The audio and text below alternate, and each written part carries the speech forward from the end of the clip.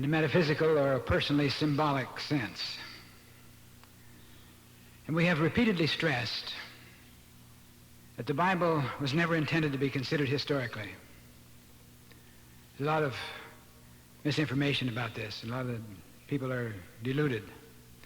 The Bible is not looking backward in time. It's not back there sometime when God did some things and formulated things and picked up some dust and put it all together and made man and made the world.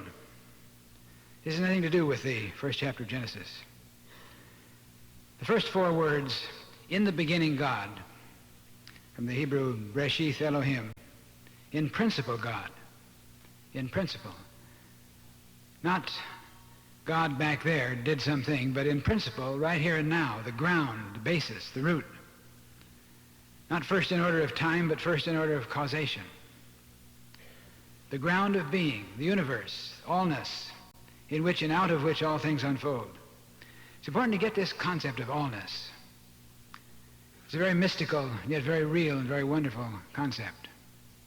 The whole of things, but the whole of things present at every point in space at the same time. That's something that's very hard to contemplate. The allness of God manifests at every point in space at the same time. So you don't go somewhere to get God to do something. All is present, all is done that can be done. All potentiality is present at this point in space in your consciousness, in the depths of your being. It's a tremendous realization. There's no way we can get outside of all this. There's no way you can get out of it. You can't stray away from God. You can stray away in God consciousness. The parable of the prodigal son is going out into the far country of your own human mind. But you can't get out of it. And you can't get back to it. There's nowhere to go. There's nowhere to go from, nothing to go to. It's better it is be still and know oneness. So the 7 days of creation deal symbolically with a process that is a continuum, not a series of discrete steps, but a continuous unfoldment. We've used the illustration, the unfoldment of the rose. We have a rose here before you this morning to kind of remind you of that. It's a continuous process as the rose unfolds, moving from one step, one phase of the creative process to another as it unfolds. In other words, the 7 days of creation is not only a description of how the cosmos was formed over eons of time, but it is also a key to the highest use of mind in meditation. Your mind and my mind, each is a microcosm of the whole of God mind. So even as divine mind forms its prototypes in involutionary creation, which always precede the outward creation, so do we form prototypes or patterns of things we desire to see manifest, first of all in mind. And this whole phase of the first chapter of Genesis deals with the forming of the prototypes in mind. We've emphasized that at the end of the 7 days, nothing was created, nothing was done out here. It's a movement in mind, a formation of a pattern that ultimately unfolds in evolution. Jesus seemed to indicate the process when he says, seek first the kingdom of heaven, and all these things shall be done unto you. Seek first to formulate the pattern in the realm of divine possibility, letting it be in tune with the creative flow, and then it will be outformed in your world. Now let's just very briefly, at the point of being very repetitious, go over the 6 previous movements in the creative process up to today, the 6 days of creation that we've dealt with so far. Each time we like to remember that it starts with the first 4 words, in the beginning God. In other words, God created the heavens and the earth out of allness. It's the infinite possibility unfolding out of this possibility into a manifestation of things and forms. The inner possibility, the inner awareness of oneness. This is the starting point, the ground. And the first movement of mind, let there be light, is primal illumination. It's not light that you can see with the eyes, but something you see from. It's an awakening, an awareness that you live in a universe of light. You suddenly become aware. You become aware of yourself as a point of light. It is enlightenment. In the second movement, let there be firmament. We dealt with this as the faith perception. Not faith in something like faith in God or faith in people or even faith in myself, but a faith perception which sees things not as they are but sees possibilities. And we suggested the illustration of a giant pantry in which you could walk, and the shelves are lined with condiments and foodstuffs of all kinds, but you see it all not as it is. There's a lot of things all sitting here beside themselves, but you see it as a whole. You see it as a great possibility, perhaps the possibility to write a cookbook or to evolve recipes out of which you can make soufflés and cakes. It's great possibility. So you see possibilities. This is the firmament, the faith perception. And the third movement, let the dry land appear. We think of this as the dry land as the earth coming forth out of the water, but actually it symbolizes the image of formed thoughts coming out of the seas of mind. Out of the infinite seas of mind possibilities come an image, a form, an idea, the cookbook, an advertising campaign for the advertising man, or a building that comes into the mind of an architect, or a vision of a play that you're going to create, or music that you're going to write, or some picture that you're going to paint. But you get the pattern, the dry land appears, and suddenly there's this aha, something comes into consciousness. And the fourth movement, which we refer to as the understanding and the will, it tells about the creation of the two great lights, which we think of as the sun and the moon. The understanding and the will. In other words, the understanding of what it is that you're trying to do, how to do it, and then the will or the drive or the persistence to go ahead and do it, to accomplish it. In the fifth movement, the waters swarm with living creatures. This is a very important step. We say, be patient. Let the process take place. Let the swarm, the supportive ideas, the developmental concepts. If you're going to write a book, you have a pattern of a book that you want to write. You have a name for it. You have an idea of what you want to do. You have the persistence and the will to go forward and do it. Then suddenly comes into consciousness all the ideas and the innuendos that are going to make the fictional characters take place and the conversations that they have and the whole aspect of the thing all comes forth in a swarm of ideas. And you let them swarm and let them form into a pattern. And the sixth movement, let us make man in our image, refers to the plan finished, the prototype complete. Call it good. It is, a thing is never done, never complete, until you can accept that it is already finished. It's done, it's complete, it's final. Create man in my image. The idea, the prototype, the plan, the vision, the idea, the goal is created in the image of the infinite creative process, fulfilled in this point. In the seventh movement, the second chapter of Genesis, the first through the third verses, and the heavens and the earth were finished, and all the host of them. And on the seventh day, God finished his work which he had made, and he rested on the seventh day and hallowed it. Again, remember, this is the involutionary creation. It is finished in mind, but there's still no outward manifestation. Later on in the second chapter, it says, startlingly, there was no man to till the ground. Yet in the sixth step, we've already created man. But you see, we're talking about the creation of man as a fulfilling of an idea in consciousness. The whole thing was an involutionary process. And the evolution starts, as the Bible very primitively describes it, as forming man out of the dust of the ground, and they see this evolution taking place through the whole study of the Bible, clear up through the time of Jesus. It's an involutionary creation, but a creative rest must precede the evolution or the unfoldment. That's what this seventh step is all about. God blessed the day and hallowed it. To hallow means to keep holy, or to hold in consciousness of wholeness. It is resting in the conviction that there's no lack, no imperfection, no lack of fulfillment. It is finished, it is complete. As I say so often, do your best and leave the rest. Really let go. There's a tendency when we experience the sixth movement, the sense of the completion of a plan in mind. This is exactly what I'm going to do. I have it all set in consciousness. There's a tendency to impetuously plunge into the work of bringing it into fulfillment. So we try to generate in the human that which can only completely flow forth from the divine. In this consciousness, when we face a dilemma, we try to think it out. We rack our brain for an idea, for a solution. Let it unfold. Let it germinate in consciousness. But we try to do it. We try to work it out. Facing a relationship problem, we try to love and forgive. We've read the idea that it's important to love and bless people, to forgive those who do things against you and so forth. And we try so hard. We say, but I've tried to be loving. And I say so often, don't try. Don't try to love, because to try to love is not to love. Loving is not trying. Loving is being. If you try to forgive someone, you're creating a block. You're saying, he did this terrible thing to me, I'm going to try to forgive him. Sometimes we facetiously say, I forgive him, but I'll never forget him. But to try to forgive or to love is not to love, not to forgive. Don't try, let. This is a hard lesson, but we have to let it go, let it, release it. We try to succeed in the project. I'm going to try to succeed in this thing. If it kills me, we say, I'm going to try, but don't try to succeed.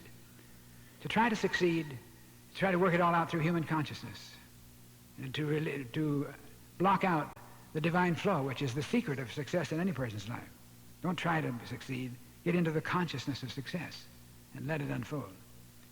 In our life work, we so often try to make a decision. We try to make a right choice. We try so hard to decide right. I want to make the right choice. We try, we think, we strain, we rack our brain, we meditate on it, we think about it, we ask people about it, trying to make the right decision. You'll never make a right decision unless you let go of the attempt to make the decision and let the decision make you. In other words, listen. You put the pieces all together. You have all the things that you need to do and the rights and the wrongs and the pluses and the minuses of everything involved, and let it go in a period of incubation. And let the decision make you, and you'll be guided aright. So we tend to try, but the wisdom of the ages is don't try, let. It's very difficult for some in human consciousness to grasp this, but it's a very important realization. At some point in your life, you have undoubtedly blurted out, I don't understand it. Life isn't fair. I really tried to do my best, but it just didn't work out. But have you ever stopped to realize that if it didn't work out when you tried, perhaps it wasn't right for you? Perhaps you're trying to work it out in human consciousness. You're trying to make something fit together that really doesn't belong together. Let it unfold. The truth is you've never really tried your best unless you've let go of the frantic attempt to achieve at the surface of experience and let the divine flow unfold. Let the creative process manifest. In other words, it's to emerge from the experience of movements of mind and the plan for your project, the cookbook that you're going to write, or the symphony that you're going to create, or the advertising campaign that you're going to manifest, and say, well, I'm going to try. Quite often you're talking with a counselor or with some friend or some business executive about something that you need to do, and you say, well, it's going to be difficult, but we'll try this, and we'll work this, and we'll work this, and finally you say, well, I'm going to give it a try, a real good try. If you're going to give it a real good try, you're not going to make it. Sometimes we facetiously talk about giving it the old college try. But the old college try was win some, lose some, and some are rained out. And that's not enough. It's a very limited motivation. I'm not saying that you shouldn't make an effort. There's work to be done and willing hands that need to do it. But it is remembering this tremendous realization that the mystics have always expressed, as Jesus put it in his words, I of myself can do nothing. But in tune with the wonder power that animates me, I can do all things. It's not saying you expect God up there to do something for you. But what you want to expect is the creative process, which is the heart and root of your own inner nature. Take the limited ideas that you work out in consciousness and animate them in a very beautiful, vital sense. This is the difference between an artist who copies work and one who actually creates. If you copy, you're simply in the intellect. You're out here, you're trying to put something together that will be satisfying to people. But a creative act is really letting go of the attempt to try to do it and letting the divine process unfold. Letting the musical expression move through your hands, flow through your fingers on a typewriter, or whatever it may be, but releasing the divine potential that is in you. Many persons are good achievers, but poor receivers. In other words, they set many goals for the achievement of things and positions in the world, but they don't take time to look within for support, lest they do not receive the means to keep on achieving. If you commence any project thinking only of what you must try to do, you'll come to no want, unless you pause to let go and let the creative flow have its way in and through you. Let the thing be done through you. It's not expecting God to do it from somewhere outside, but it's believing in the God potential within you. It will take your limited pattern and plan and animate it and bring it into a living form. Now, the common idea of the creation, dealing with time-space, is the caricature of God sitting up there somewhere on his pink cloud, huffing and puffing as he creates the world, just straining and huffing one day and then another day and another day, and in the end finally, boy, I'm pooped. So he rested, and God rested in the seventh day. But even as this seems to be a ridiculous reference, this caricature we portray, if you're honest with yourself, in a more sophisticated way perhaps, most of us have believed that God created it all, put it all together and worked real hard at it, and he had to rest. But the real miracle was not the mammoth task of creating a world. The real miracle was the immanence of the creative process in the field of infinite mind. So there was no strain or drain. God said, let there be, God didn't try to make a world. God said, let, to every act of the creation, and it was done. And we're seeing this metaphysically, not in an anthropomorphic sense of God doing something, even God saying let out here somewhere, but the creative flow. And this whole first chapter of Genesis deals with a process which is just as much a part of your consciousness as the mystic teacher.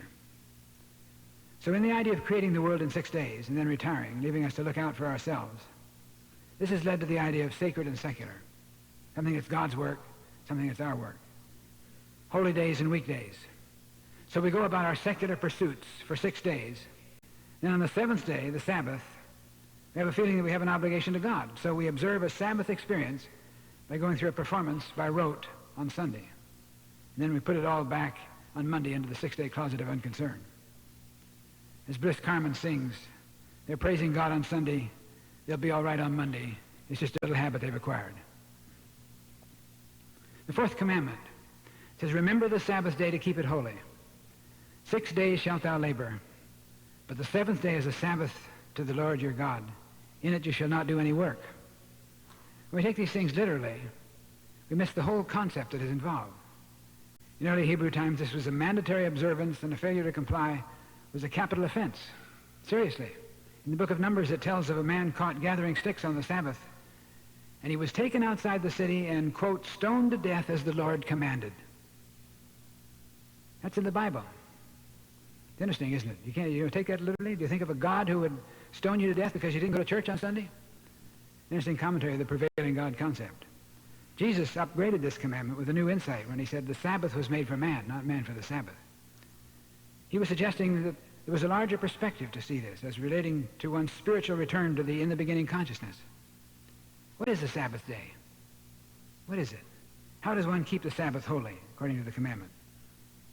Everyone knows that the Sabbath is Sunday and you keep it holy by going to church, right? Wrong. The Jews keep the Sabbath on Saturday, as do the Seventh-day Adventists. And from a purely scriptural point of view, they're probably correct. Saturday is the 7th day on which God rested. Sunday was arbitrarily redesignated by theologians as the Sabbath, who argued that it was more fitting to honor the first day of the week when Jesus was resurrected. Well, it's their right to change one day and another, just as it's the right of the Congress to decide that we push the hour ahead and push it back an hour. Doesn't make any difference, really. So the Sabbath is not a day, a particular day of the week. It's not a specific time. It's important to understand this. As a matter of fact, Sunday Sabbath was not practiced widely anywhere until it was developed by the Puritans in America. In most places in the world today, even Christians don't always think of the Sabbath as a Sunday. Maybe other days, or think of it as a specific time on Sunday. Religious traditions in America have evolved from the Puritan influence. Certainly people are no longer stoned for not going to church, yet it has been made a sin not to go to church or Mass. And church attendance has become what is often called the badge of conventional respectability. There's a very interesting note about this as an aside, but it's important to understand this whole thing in context. The 11 o'clock worship hour, which is often called God's hour, was established here in America to accommodate farm people because 11 o'clock was halfway between milking times. So God's hour is not a specific day of the week. This is man who arbitrarily set these times for his convenience. This is fine. It's fine that we set times to do things in urban areas that we don't do in suburban areas. This is fine. But it's important to understand that this has nothing to do with any divine dictation that we do a certain thing. Sabbath worship is also curiously intermingled with the traditions of the Day of Atonement, which goes back into the customs of primitive people. Many Christians, especially our fundamentalist friends, don't like us to be this analytical, but it's there, you might as well face it. It was a time when man tried to wash away his sins and make an appeasement offering to the gods, usually with the blood of sacrificial lambs. In earlier cultures, carried over into the early part of the Bible, with the sacrifice of human life. Remember the time when Abram was led by the Spirit up onto the mountain to sacrifice his son Lot. He was all ready to put the dagger in him, when suddenly God let him off the hook. He said, no, you're willing to do it, so I won't make you do it. But the very fact that the illustration was there indicated that they were not too far removed from these ways of practicing the worship experience at that time. Certainly the early temples were little more than butcher shops. In time, blood sacrifices were omitted, but Christianity substituted the idea, what I call the hideous dogma of the vicarious atonement. There was a day when I'd be stoned for saying such a thing in public. And I would be vilified by many today as saying this. But it's a hideous dogma. Terrible thing. The idea of Jesus as the Lamb of God, sacrificed for our salvation, thus vicariously atoning for all persons from sin, if they accepted him in his blood offering. And this is reflected even further in a more hideous aspect of it in the Holy Eucharist, where the communicant symbolically drinks the blood of Jesus and eats the flesh of Jesus through partaking the bread and the wine. And this is a carryover of the early primitive times when they actually did this.